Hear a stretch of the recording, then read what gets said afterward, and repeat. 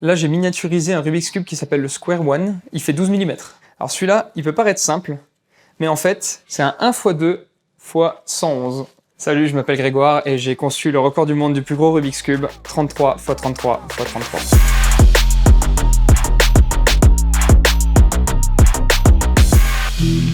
J'ai conçu ce Rubik's en 2014. À l'époque, vu que j'étais étudiant, je pouvais pas me le payer en fait parce que imprimer quelque chose comme ça, ça coûte plus que 5000 €.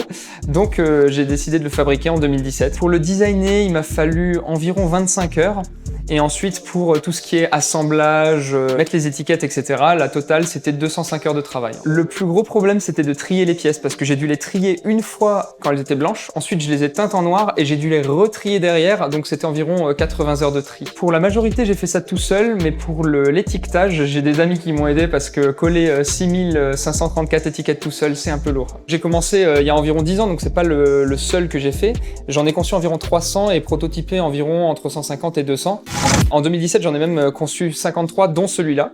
Donc voilà, je vais vous montrer un petit peu les autres designs que j'ai fait. C'est toujours sympa pour Noël d'avoir un Rubik's Cube en forme de sapin de Noël. Alors celui-là, il peut paraître simple, mais en fait, c'est aussi un record du monde. C'est un 1 x 2 x 111. Donc j'ai conçu celui-là, il ressemble un petit peu à un Rubik's Cube 3 x 3 x 2, sauf qu'en plus, il a un petit mouvement supplémentaire, c'est celui-là qui permet de changer de forme. Et ça devient très compliqué à résoudre. Il y a celui-là qui est un petit peu particulier parce qu'en fait il y a 2 rotations par côté qui tournent et en plus il change de forme. Des faces en fait triangulaires un peu partout autour du puzzle, mais en plus il y a une rotation centrale qui fait que toutes les faces sont liées entre elles. Là j'ai miniaturisé un Rubik's Cube qui s'appelle le Square One et en fait il a déjà été utilisé en compétition, cet exemplaire, par un compétiteur néerlandais. Il fait 12 mm. Ça c'est un normal qui date un peu de l'époque des spinners où je me suis dit bah pourquoi pas. J'ai aussi quelques designs qui ont été commercialisés et ça c'est le premier et il tourne comme ça. Celui-là aussi et c'est mon préféré, lui c'est les coins qui tournent mais en plus quand on tourne l'extérieur, il y a aussi l'intérieur qui tourne, mais résoudre l'extérieur ne veut pas dire résoudre l'intérieur. Donc ça c'est le dernier qui a été industrialisé et en fait c'est un partenariat entre la marque Rubik's et moi. Là la face elle est rouge, là elle est colorée. En fait c'est un Rubik's Cube qui est à la fois mélangé et résolu et c'est extrêmement difficile à résoudre une fois qu'il est réellement mélangé. Donc mes créations sont en vente sur internet sur le site de Oliver Stickers qui est mon fournisseur d'étiquettes. C'est possible d'acheter le 33 x 33 x 33 pour 15 200 €. Le bénéfice est pas si grand que ça. Pour le résoudre, il me faudrait environ 300 heures. C'est à peu près aussi difficile à résoudre qu'un 7 x 7 qui est à peine plus difficile qu'un 5 x 5 qui est à peine plus difficile qu'un 3 x 3, donc le standard. Par contre, c'est vraiment le temps parce que c'est difficile quand même de tourner 1000 pièces à la fois à chaque rotation au final. Ça, c'est le mécanisme du 33 x 33 x 33. Chaque pièce ici est unique.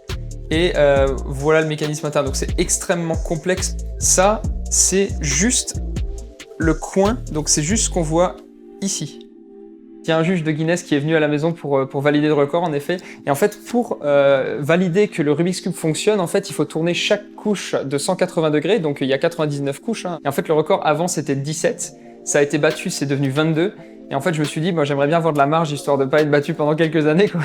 Et du coup, j'ai fabriqué 33 x 33 pour ça, quoi, pour avoir le record du monde. En tout, il y a 6153 pièces. Il y a en fait des symétries qui font qu'il y a seulement 153 pièces uniques. Les Rubik's Cube ne me permettent pas de vivre. J'ai un travail à côté, je suis ingénieur mécanique dans l'automobile. Dans la vie, j'adore bricoler. Je fais beaucoup de travail sur le bois. J'en fais aussi sur ma chaîne YouTube, d'ailleurs. C'est vrai que les Rubik's Cube, ce sont pas du tout ma seule passion. Je fais du piano, je chante et je fais aussi du pilotage, donc je pilote des avions. Ce qui m'a vraiment passionné avec le Rubik's Cube, c'est qu'au début, je voyais des gens qui le résolvaient, je me disais mais c'est vachement impressionnant, etc. Et c'est juste que ça attrape l'œil et on se dit en fait c'est super compliqué, mais au final non, pas tant que ça. Et quand j'ai appris à le résoudre, j'ai vraiment adoré et du coup je me suis dit mais est-ce qu'il y en a d'autres sur le marché? Et quand j'ai vu qu'il y avait un nombre vraiment limité d'autres Rubik's sur le marché, je me suis dit mais pourquoi je peux pas fabriquer les miens? Et sur internet, j'ai découvert qu'il y avait des gens qui faisaient ça grâce à l'impression 3D, donc je m'y suis mis également.